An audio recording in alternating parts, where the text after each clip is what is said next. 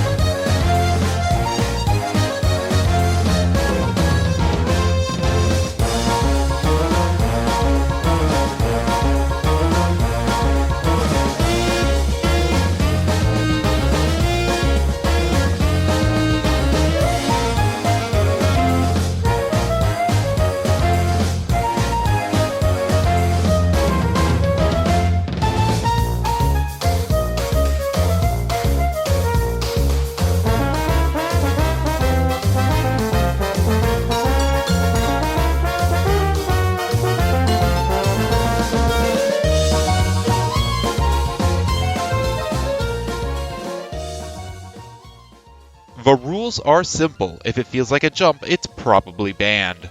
More specifically, jumps, roll jumps, and jumping off of walls, vines, and zip lines all count as jumps. The only type of jump that's not explicitly banned are minecart jumps, but I'll be trying to minimize them no matter the cost. That being said, we can get right into this challenge and do the obligatory bit where I say the challenge is impossible within the first 30 seconds because the platformer I'm playing requires platforming, before revealing the beauty of multiplayer shenanigans. In Donkey Kong Country Tropical Freeze, while player 1 will always play as Donkey Kong, you can add in a second player that can play as Diddy Kong, Dixie Kong, or Cranky Kong. Our choice matters since each of these secondary Kongs come with a special midair ability. For instance, Diddy Kong comes with a jetpack that lets him hover in the air for a bit. For our purposes though, the most useful Kong is Cranky Kong since his midair ability is pulling out his cane, which lets him bounce off the ground, putting him back in the air, meaning he can pull out his cane to prepare to bounce again, and boom, we got ourselves a jump replacement. While we can continuously bounce once we get into the air, we need a way to get airborne in the first place. In level 1, this isn't a problem at first since we can exit the water by hitting the roll button to dash out into the air. After a couple of moments though, we come to this obstacle which requires us to stop moving, drop down, and pull up this handle. Once we do this, we're stuck in this enclosed pit with no way to get airborne again. At least that's how it seems, but I have just a piece of tech to get us out of this predicament. Since we're playing in multiplayer, Cranky Kong isn't hard locked to Donkey Kong's back. We can press player 2's grab button to dismount from DK, and once we dismount, if we try to grab again, we'll mount him again. This may not seem very useful at first, but there's a minor detail with major ramifications. When we dismount, for the briefest of moments, we are midair, meaning if Cranky Kong dismounts Donkey Kong and immediately presses the jump button, he will pull out his cane and bounce. From here, we can get back on DK by making him teleport by going too far away and remounting him on a ledge. But I know what some of you are thinking. With the ability to constantly bounce to gain height and the ability to dismount Donkey Kong to initiate bouncing, this seems like a very easy challenge. But as early as level 1 free do we get reminded of our mortality. 1-3 starts with a vertical vine, which we need to grab onto and then jump off of. Since Cranky Kong needs ground to pogo off of in order to get any height, his midair ability is useless when we need to jump from objects in the air, meaning we should be stuck here causing a challenge failure in the 3rd level. I did say that this was only a reminder of our mortality though, and there is a pretty easy solution to this gap. While just falling off the vine doesn't give us the distance we need, it is quite close, and we can do something to extend our fall. When we bounce onto the vine, instead of just letting go of the jump button, we can continue to hold it, causing our fall from the vine to be just a tad bit slower, giving us a tiny bit of distance we need to make it to the ledge. While the opening of the level gave me kind of a scare the first time I saw it, the rest of the level is no problem. The next level is where that exception I mentioned in the rules comes into play, since it's our first minecart level. The reason I made an exception for minecart jumps is because these sections heavily restrict our movement, controls, and options, to such a degree that they essentially boil down to auto-runners. Believe it or not, when your only controls are jump and duck, we're gonna need a jump, but maybe not as much as you would expect. While the level wants us to jump about 25 times, we do have some things that we can do to minimize this. First of all, a lot of the things that the game wants us to jump over just deal damage, and our minecart is sturdy enough to take free hits before exploding, so we can just tank a lot of the damage in this level. Sometimes multiple hazards pop up in quick succession, so we can abuse iframes to make it through a couple of hazards on a single hit. More important is an item that we can buy from Funky's shop, that being the Crash Guard, which protects our minecart up to 3 times. Bringing a couple of these bad boys solves our damage issues for this level. Unfortunately, these shields aren't infallible, as they don't save us from bottomless pits, so we still need to jump, but they do reduce the number of jumps that we need to do to 13. But like I said, I want to reduce these jumps no matter the cost, and there is a way to go further. At each of the 2 checkpoints in the level, we can kill ourselves with the generously provided pits to respawn on a platform above, which fires us onto a new minecart right past the pits. Since we don't need to jump over either of these pits, our total is all the way down to 11, less than half of what the game expects. That leaves us with one obstacle in World 1, the boss, Pompey the Presumptuous. While normally child's play, in this challenge, Pompey is somewhat of a challenge of endurance. Since you need to land on Pompey to do damage, after starting the fight you want to dismount DK to start bouncing. The goal is to dodge and weave attacks and never stop bouncing, hence why it's a test of endurance. If you do fall to the ground, you aren't necessarily a dead Kong, but you need to summon DK as quickly as possible so you can mount and dismount him again to get into the air. By far the worst attack in this fight is when Pompey launches Finleys, Gordos, and sea urchins out of the water, since the arcs that they make can be hard to dodge. Note that when you take damage, the input for pulling out Cranky's cane usually gets eaten, so taking damage is pretty bad in this fight. After 9 hits though, Pompey goes down, and that marks the end of World 1, what I would call the tutorial world for this challenge. As we head into World 2, the real fun begins. 2-1 starts off normal at first, and then it introduces these wooden platforms that fall apart when you land on them. That isn't an issue until the whole level is made of these platforms. This is where the game introduces us to our first crumbling section. Since the whole level is crumbling, we don't have any time for dallying. There is a ledge though, so we can walk forward, fall off, and then start bouncing. As long as we keep moving, this section isn't too bad, but it is a sign of what's to come. Speaking of what's to come, Level 2 introduces the crumbling section's older brother, the chase section.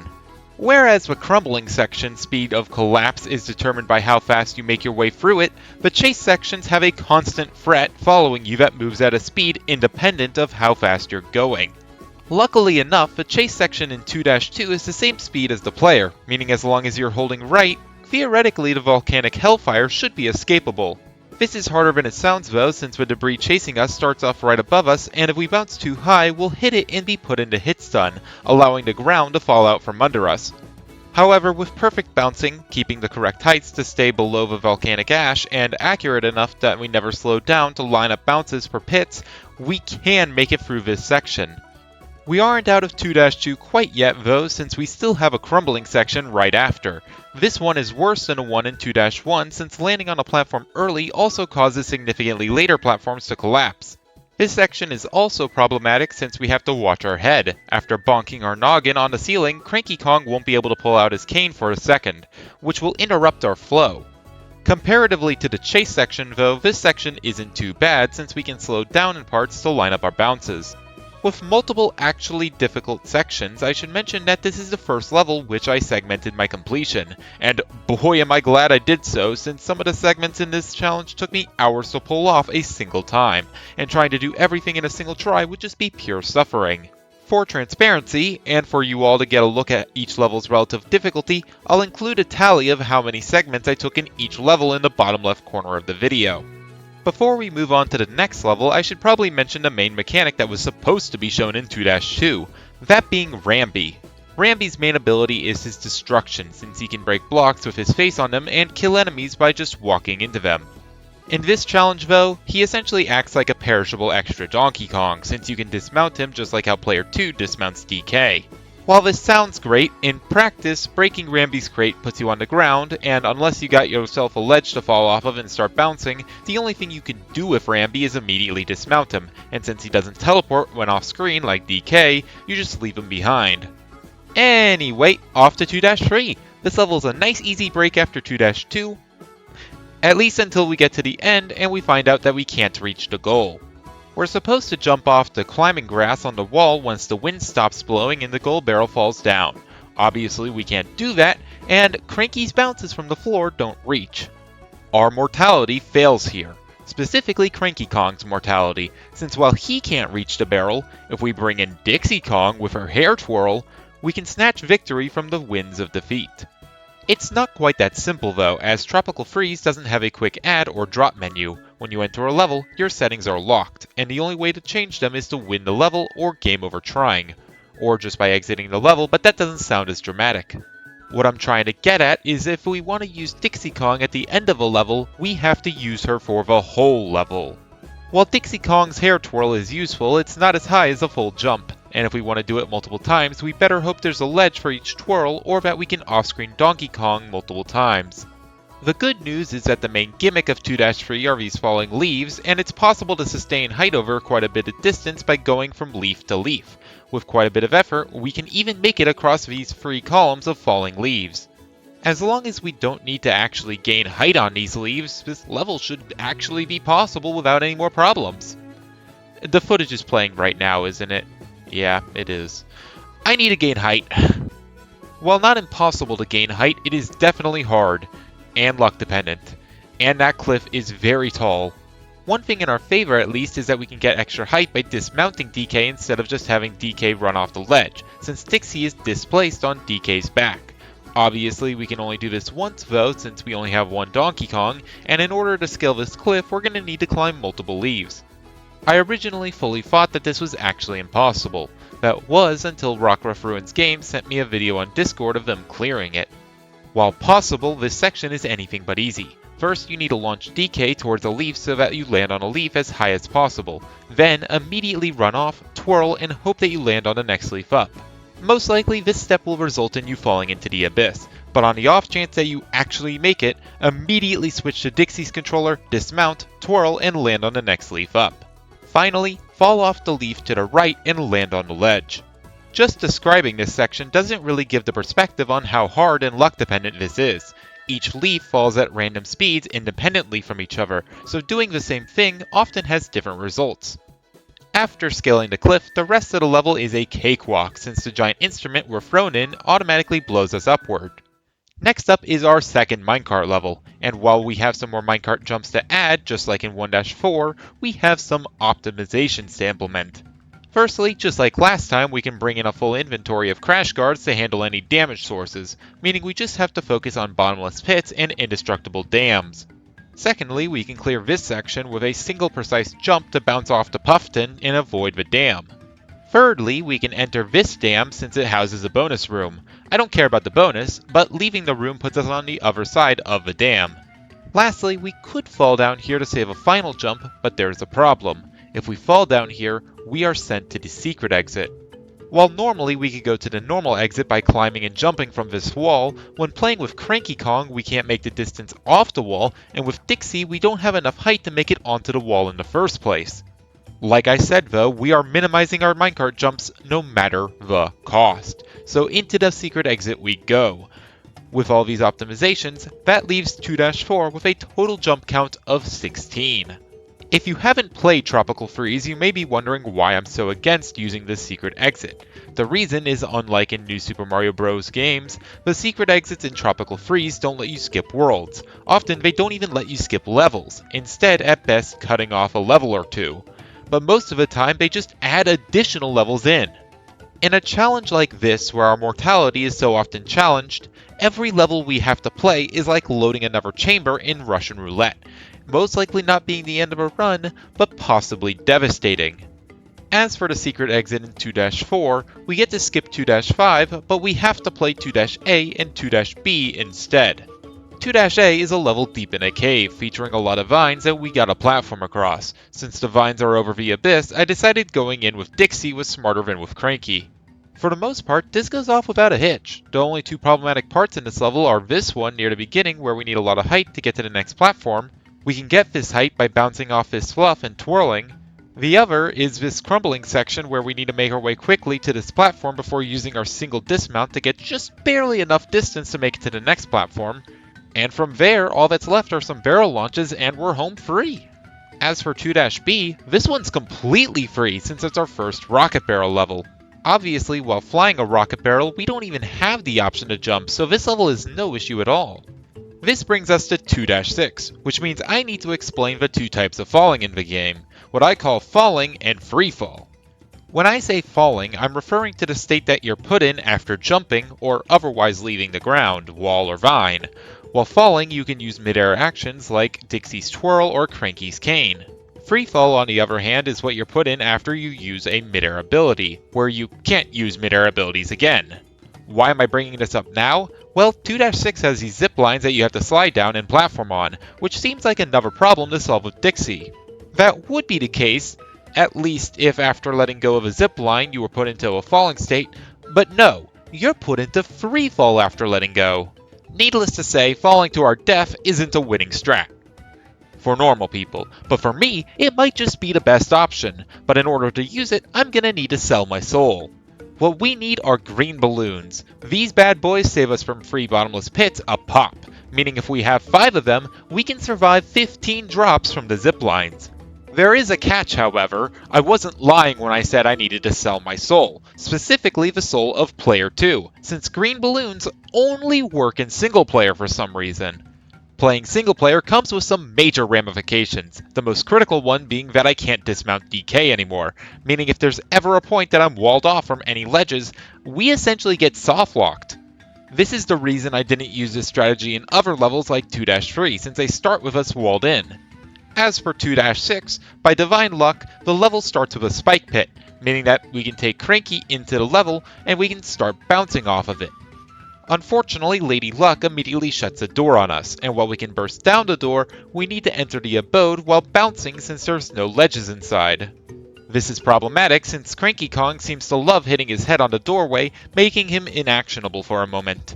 With a good arc and good timing though, it is possible to make it through the door and to climb the tower to start the zip lines, at which point we can slide down, fall into the void, get raptured by a green balloon, and grab the next zip line, rinse and repeat. By dying at the checkpoint, we get a chance to add some more green balloons to our inventory, giving us enough for the rest of the level. This seems to be the end of our problems until we get to the last checkpoint where after crashing into the window with a zipline, we need to start bouncing to make our way over this ledge. This isn't as simple as it seems. While we can fall off the left side to get picked up by a green balloon to put us in the air, once that balloon pops, we are again not put in a falling state, but into free fall, meaning no cranky bounces for us. And no, we can't just drift from the pit on the left to the ledge on the right in a single green balloon. It's too far. Another idea that might come to mind is killing ourselves, since when we respawn, we dangle from a red balloon, which upon popping actually puts us in a falling state, not free fall, meaning we can start bouncing. If we have Cranky. While this would work in multiplayer, in single player upon respawning only DK is revived. But hey, there's a fix for that. Green balloons aren't the only single player exclusive item, as Kong barrels can also be used in single player.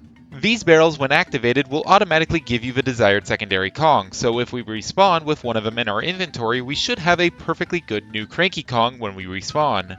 The Fates did not smile upon this idea though, and the Kong barrel only activates a second after touchdown.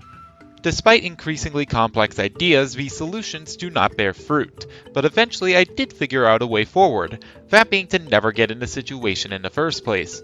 Something I realized is that while the previous section is full of zip lines, the very last vine that we swing into the window on looks a little bit different. It looks and behaves more like a regular vine than a zip line, and one thing about regular vines is that after letting go of them, we are put into a falling state instead of free fall. That's right, the solution to this seemingly complicated problem was just to time a bounce after letting go of the vine. After figuring this out and making our way through this tight passage, the rest of the level is pretty easy, since we just need to scale this crumbling bell tower. With 2-6 done, all that's left of this world is the boss, Scowl the Startling. This fight is a major step up from Pompey, since here the way we damage Scowl is by throwing hoots at him, meaning for each hit we need to hit a shelled hoots to knock it over, fall to the ground, pick it up, throw it at Scowl, spawn, mount, and dismount Donkey Kong, rinse and repeat 9 times. This is made especially difficult since Scowl's attacks aren't super easy to dodge, specifically when he launches feathers in a spread pattern or when he carpet bombs us with them. Also, sometimes after hitting Scowl and we're stuck on the ground, Scowl will launch spiked ice balls which need to be bounced over. Again, we're stuck on the ground at this point, so these are more threatening than you would expect. My main advice for this boss is to keep track of your health. While Scal is great at doing a lot of damage, the hoots that he spawns carry a lot of hearts for healing. That being said, we finally finished World 2 and we're off to World 3. Starting World Free with 3-1, we got ourselves another Dixie level, with a section dedicated to climbing vines and a section for climbing grass. The difficulty here though is much closer to 2-A's difficulty than 2-3, with the only tricky gap being this one where we need to bounce off a swooper duper into a barrel. 3-2 is up next and it requires a semi-new skill, Quick Kong Necromancy. At the end of a level we're given another chase section, being followed by a massive baobab fruit. Like previous chase sections, we start by dismounting Donkey Kong and holding right to just barely outmaneuver our pursuer. However, at the end we don't find salvation, as the rock we climb up topples after being hit by the baobab fruit. While normally we're supposed to jump to the barrel for salvation, we can't do that here for obvious reasons. We also can't dismount Donkey Kong to bounce over to it because we dismounted and killed him to escape the initial pit. This is where Quick Kong Necromancy comes in, as if as soon as we climb to the top of the rock we summon Donkey Kong back to the realm of the living, we have just barely enough time to mount, dismount, and bounce before the platform crumbles. Clearly that chase section wasn't fast enough, as 3-3 has another chase section, and this one is faster than us! Up until now, all the chase sections have been about the same speed as our walking speed, meaning we could bounce our way through them. This one in 3-3 instead matches our rolling speed. Needless to say, this is a massive problem. The only way we can increase our speed is by rolling, and we can only roll on the ground, meaning we can't start platforming until either we fall off a ledge with ground under us to start bouncing, or we resummon Donkey Kong, mount, and dismount. Something important to note is that we can't keep our momentum from rolling while platforming, since if we press the jump button, which is needed to activate midair abilities while rolling, even if we're in midair, we'll do a normal jump, which is banned. Also, if we roll with Donkey Kong and then dismount while rolling, that does not preserve our momentum. Theoretically, there is a solution though. If we use a green balloon, we're invincible until the balloon pops. This even includes against the insta-kill tornado chasing us in this section. Instead, the tornado will just push us forward.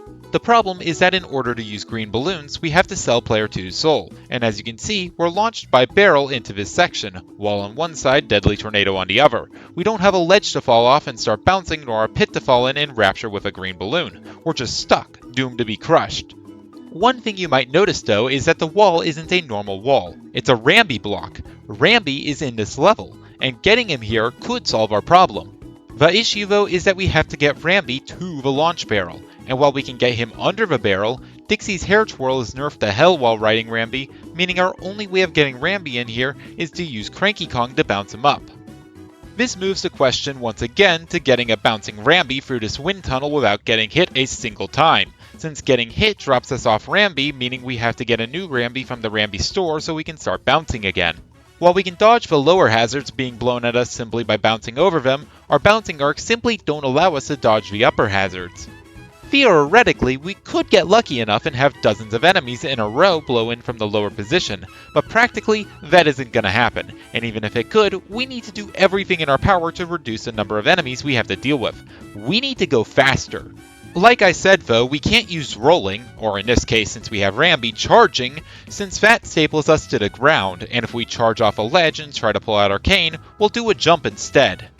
But what if we interrupt our falling charge? If we bounce off an enemy, we're always put into the falling state. Not only that, but bouncing off an enemy preserves momentum. That means if we charge off a ledge and bounce off an enemy, we can start bouncing again at a faster speed. And lucky enough, there's a Hoots right here, primed for bouncing. One minor thing to mention is that this is the only time in the challenge that we need to use Diddy Kong. Diddy Kong's midair ability is to use his jetpack to hover in the air for a second, which doesn't gain any height, making him a worse version of Dixie Kong.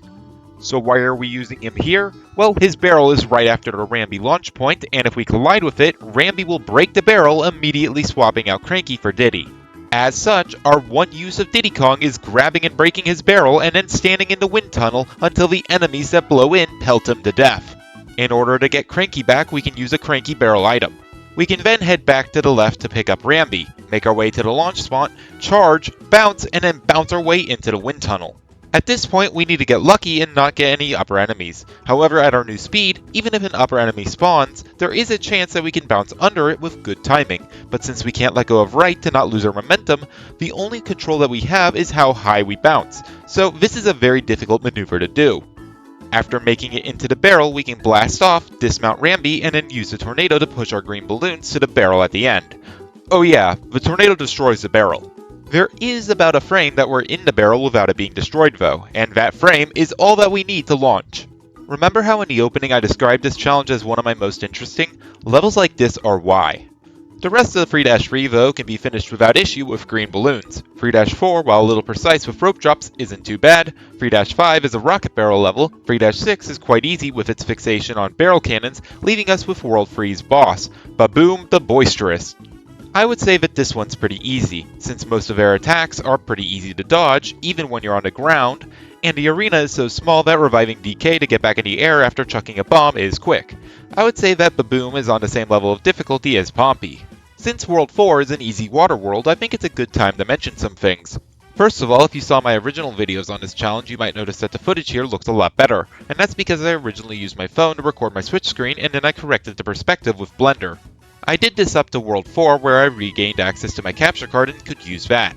While the footage didn't look bad, it also wasn't good, so I decided to redo the challenge up to World 4 to get better footage with my actual capture card.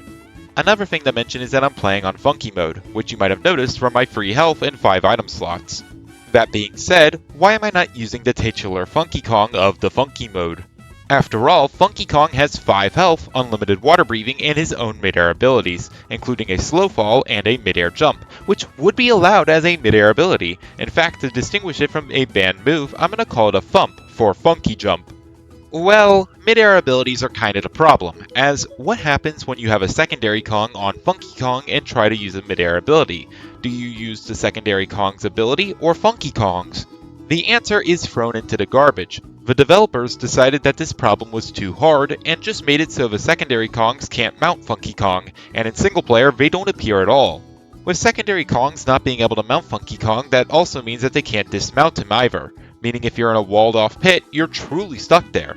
The cost of using Funky Kong is so high that he adds nothing to this challenge. He is completely worthless. The only 2 levels I used him in this entire challenge were 4B and a boss of World 4, since they are completely underwater, meaning I couldn't jump even if I wanted to. By the way, we play 4B since playing the secret levels bypasses a minecart level and no matter the cost and all that. That being said, this world is a cakewalk. Its boss, Fugo the Frightening, can even be taken down by Funky the Failure, so we can jump right over it to World 5. World 5 is a mixed bag. A good chunk of levels are completely free, like 5-2, a rocket barrel level, 5-4, a somewhat underwater level, and 5-5, a level full of bouncy jello. Alternatively, some levels are hard from their natural difficulty. For instance, 5-1 starts off with tricky platforming before introducing these balancing platforms which roll depending on which side has weight on them. There's nothing inherently impossible about these platforms since you can just drop DK on one side of them to move them, but they start forcing multitasking between bouncing Cranky and bouncing DK. This section right here, where you have to also time your movement, was especially tricky, but it was doable. 5-3 features some tiny moving platforms in addition to a couple of these chase sections. These chase sections are somewhat complex in their layout, but their deadly saws are somewhat slow, so it's just a matter of moving carefully but with intent. The second section here is especially tough, and I only made it past here by the skin of my teeth. There isn't particularly one hard part of 5-6, but it's where I found the natural difficulty of the game really starting to ramp up. Everything from the ice physics to the hazards to the pits to the enemies are trying to kill you. World 5 ends with Bashmaster the Unbreakable, and I feel the same way about him as 5-6. I can't point to one thing that makes him difficult, but while playing I could feel the restriction on acceptable error. Nevertheless, if it can bleed, it can die. We can take down Bashmaster. As we enter World 6, the game wishes to tell us something. Abandon all hope, ye who enter here, for hell has frozen over. This world combines all the strategies that we learned in Worlds 1 through 3 with the difficulty of World 5 and beyond. If you thought that I would be able to skim over this world, you are sadly mistaken. 6-1 requires quick platforming as everything you touch crumbles. Waiting around will only send us into a pit. The level might have been a little too trigger happy with the pits though, as even at the very beginning of a level there's a pit. Since there is a pit, we're not walled in, making this level a perfect candidate for green balloons. That is at least until the end, where falling reveals the death plane is significantly lower than expected. With no ground nearby, the green balloon does not rapture us to safety, but only suspends us in limbo. After a green balloon pops, we cannot use another until we touch the ground, meaning our death is almost assured. But by what can only be described as a miracle, a small platform appears to provide not just salvation, but the ghoul barrel as well. 6-2 is a level which seeks to turn our lust for water levels into a fitting punishment, as while this is a water level, the freezing winds have made the water a chilly hazard. This level requires us to constantly pull up on ships to avoid the freezing waves. This means that we need to continuously stop and start bouncing, either by mounting and dismounting Donkey Kong or falling off of ledges. In addition, this level has a lot of airborne enemies that are great at dealing damage, so after every couple of platforms we need to do a bit of necromancy to replenish our health. 6-3 features a gluttonous abyss that devours everything above it, but this abyss is very similar to the pits in 6-1, and similar to 6-1 that makes green balloon spam a great option. Not even the crumbling section at the end stands a chance when green balloons can pull us from the maw of the void. 6-4 is a greedy level, as while it is a rocket barrel level, it decides to force jumps on us at the end in the cheapest way possible. At the end of a level, we are shot into a giant snowball, which is a minecart in disguise. This section adds a total of 4 minecart jumps which we cannot reduce in any way. The game wants us to add jumps and has decided to force our hand. 6-5 is a level not crumbling apart, but one being actively destroyed by giant snowflakes, a symbol of the game's wrath. However, in order to spawn the snowflakes, the level has pits that they come out of, which can once again be abused by our green balloons. With its focus on climbing grass and vines, this is also a good level to use Dixie Kong on. It's kinda weird using her and single player at the same time, but it is optimal. That's it. Despite the game's attempts, we have progressed nonetheless. Upon entering 6-6, the game has decided that it has had enough. It has deemed our jumpless ways heresy. Fundamentally, 6-6 is impossible.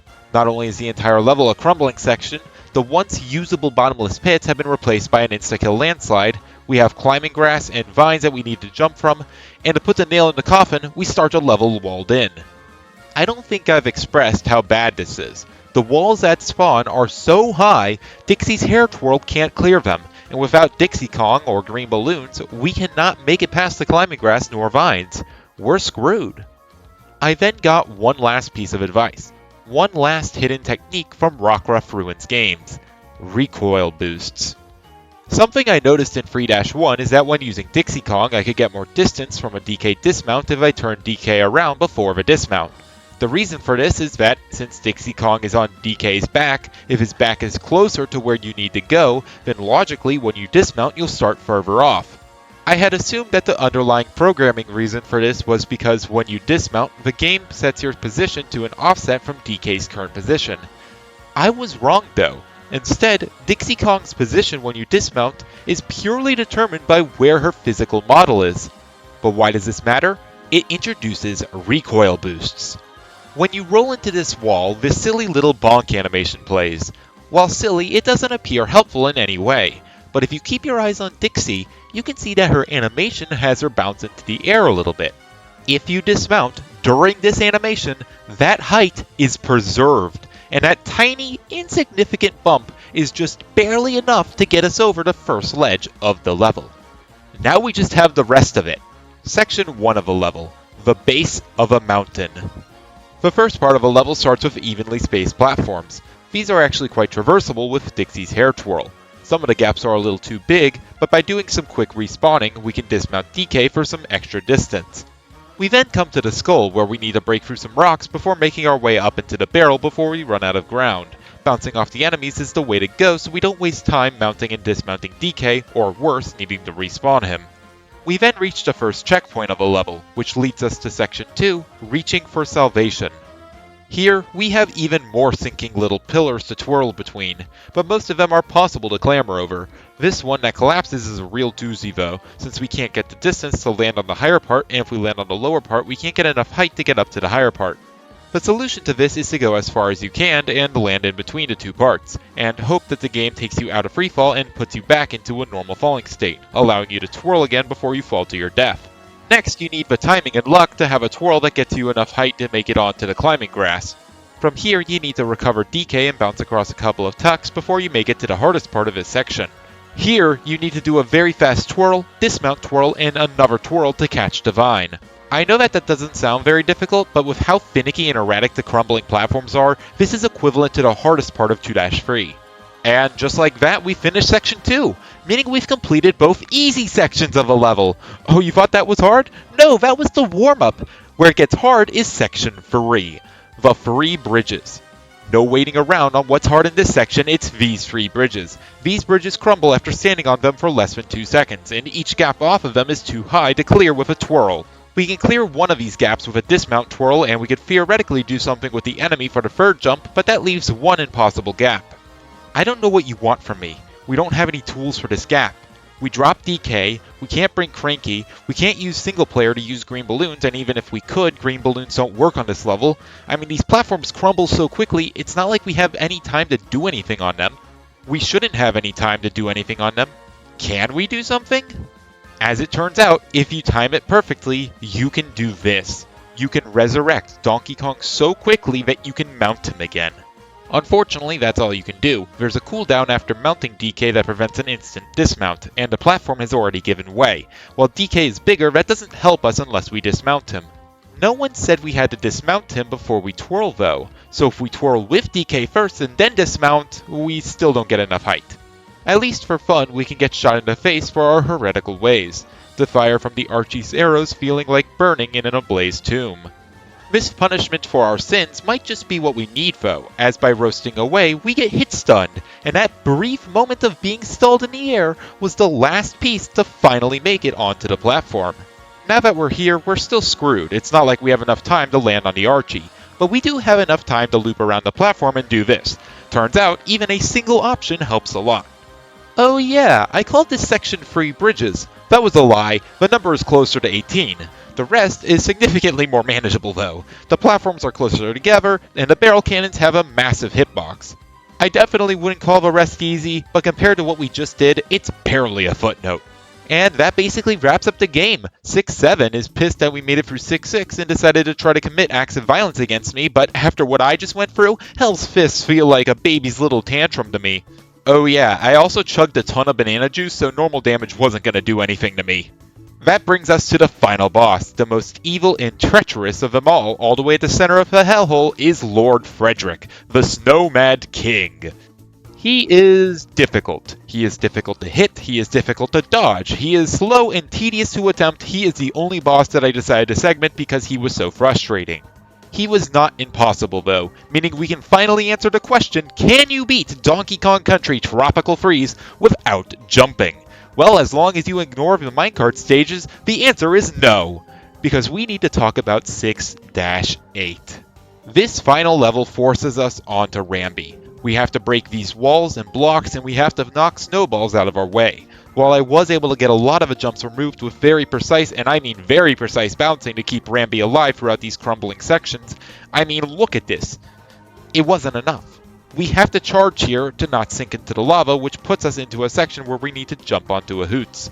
Then we have a chase section which is very similar to the tornado in 3-3, except we can't use green balloons since the lava just insta-kills us. Once we jump once in this section, we can bounce to preserve momentum until we hit the snowball, at which point we lose all our momentum, meaning we have to charge again and then jump one final third time. This really sucks. After the triumph of 6-6 to be brought down by a level where we're forced to escort Rambi, I mean, it feels like a cheap loss.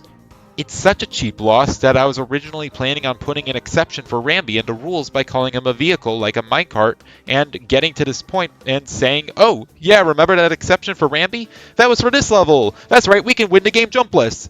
But let's not kid ourselves. That just makes me a fraud. In the 2 years since I actually finished this challenge, I've put off making this episode of The Games Must Go On since it's just so unsatisfying. To come to the final level and then to lose. It's not like we have any new tricks to use, no new updates have come out in the last 2 years. The waves of fire just can't be evaded by getting good. Maybe I'm being too hard on myself. Maybe I should just give in and say Rambi jumps don't count. Maybe I should just finish the script and put something out there. Wait, why did I not jump there? Like, I know if I try to pull out Cranky's cane while charging off the ledge, I'll just jump instead, but nothing's stopping me from just canceling the charge midair and then immediately pulling out Cranky's cane. After seeing this possible optimization in my footage, I played through the remaining 3 worlds on my new save file to make it back to 6-8 to test, and yeah, you can start bouncing here. You can make your way across the owls, but once you hit this block, since you don't have the momentum, you can't keep up with this sliding piece of ice. If only there was a way to land on the ice and then get a tiny bit of height afterward. I mean, we could save a jump. Again, we have to use Cranky Kong in the previous sections, and even if we could bring Dixie in, her hair twirl doesn't really do anything when you're on Rambi, so it wouldn't help. We can't use green balloons since we die when we hit the lava. The only other thing that can give us height is Funky Kong. Funky Kong's midair ability is the Funky Jump, or Thump. It's a midair ability, so it's fair game. But unfortunately, using Funky Kong means if we get walled in, there's no escape since we can't mount or dismount him. But, I mean, that doesn't matter if we don't get stuck. Besides, we're already stuck with Rambi, so that downside's almost non-existent. But that also raises the question, if both Funky Kong and Cranky Kong are riding Rambi at the same time, whose midair ability will be used? Unfortunately, Nintendo used the same solution as the original problem of secondary Kongs mounting Funky and made it so only one Kong can ride Rambi at a time. Wait, no they didn't. They just used Funky's Thump. Nintendo had a solution to the secondary Kong and Funky midair ability problem and just didn't use it except for when you're on Rambi? This doesn't have as many broken interactions as you might expect. I was hoping that after you do a thump, you could dismount with Funky to let Cranky start bouncing, but unfortunately the thump puts Rambi in freefall so Cranky can't use his cane. So what does this solve? Well, first, we can make it back to the required jumps by using just Cranky Kong after sacrificing Funky, since using only Cranky plays as normal. As for this problem section, we can start by respawning Funky on this box, getting him off of Rambi. This way he'll be teleported to us while we're charging. We can then fall down and make it across the owls with a thump. We can keep using thumps to get us all the way to the barrel cannon before walking into the lava. Unfortunately, we can't get into it with thumps without a ledge, so we need somewhere between the ice flow and the slope to start bouncing. It's a shame then that there aren't any places to start bouncing then. Despite my best efforts, the best place I could find to start bouncing was off of this ledge, which is before the ice flow, meaning we get left behind by the sliding piece of ice. I then thought of an idea. Nothing says that we have to get Rambi to the barrel. If we instead dismount Rambi with Cranky Kong, we can start bouncing off the dismount and we can make it to the barrel. This idea is only surface level though, since we need Rambi in order to break blocks in the next section. But no one ever said that we had to abandon Rambi. If we instead hold left on the slope with Funky's controller as we platform with Cranky, we can actually keep Rambi alive and let him teleport to us with Funky. One jump saved. Funky Kong has saved one jump. The only remaining question is, can he save more? Turns out, by doing very precise thump timings, you can also climb the steps that you need the final jump for. Which means there's only one jump left. Can Funky cut it? The answer is no. A thump just isn't high enough. It can clear the next gap just fine, but this ledge is just too high and too far. A thump won't make it. Even after going through all my techniques, options, and strategies, a single jump remains. We even busted Funky Kong out of a trash can, and yet the gap does not yield. They say that the muses inspire people to create things new, and for my journey through this icy hell, they inspire me like a poet. There are no previous records on this technique, and no one who taught me this. I have discovered something that I believe to be truly new, something that I call the thump refresh. To explain this technique, I will first reiterate the obvious. After you use one midair thump, you are put into freefall and cannot use a thump again until you touch the ground. This is a basic mechanic for any midair ability. Just as man built airplanes because they were told they could not fly, I have created the thump refresh so I can thump twice. If you hit this block in just the right way, you will be able to use a second thump after the block smash animation. This second thump is just barely high enough to make it up to the next platform. This feels impossible, like I'm cheating. Hitting other blocks doesn't have this property. As far as I know, this is the only one that does. Am I cheating? Is this first thump actually a jump in disguise? I tested this for hours, and I believe it is a thump. You can tell in 3 ways. 1, I don't get as much height as a jump, but that could just be because I let go of the button early. 2, the audio of a thump is different from a jump, but it's really hard to hear and to distinguish. And 3, the smoking gun that this is a thump, this animation has Rambi tilt down, a feature only present in thumps. This Thump refresh means that despite everything that this level threw at me, it is theoretically plausible. Now there is one last thing to address. I think that a thump is slightly slower than a jump. After all, I have to stop my charge before I do it, otherwise I'll just do a normal jump. In order to compensate for this, I segmented this last section in a couple of places to give myself more time. But I also believe that I did not execute each thump optimally, and that a person better at the game than me, possibly a task, could pull this off in real time. But with how difficult and finicky even a single thump is, and don't even get me started on the thump refresh, I think this is where I'm happy to leave it. Meaning now, I can finally give an answer that I'm ecstatic to give to the question I posed. Can you beat Donkey Kong Country Tropical Freeze without jumping? Yes! As long as you don't count the 31 minecart jumps. But with that, all that's left to say is thank you so much for watching, and I will see you guys next time. Goodbye!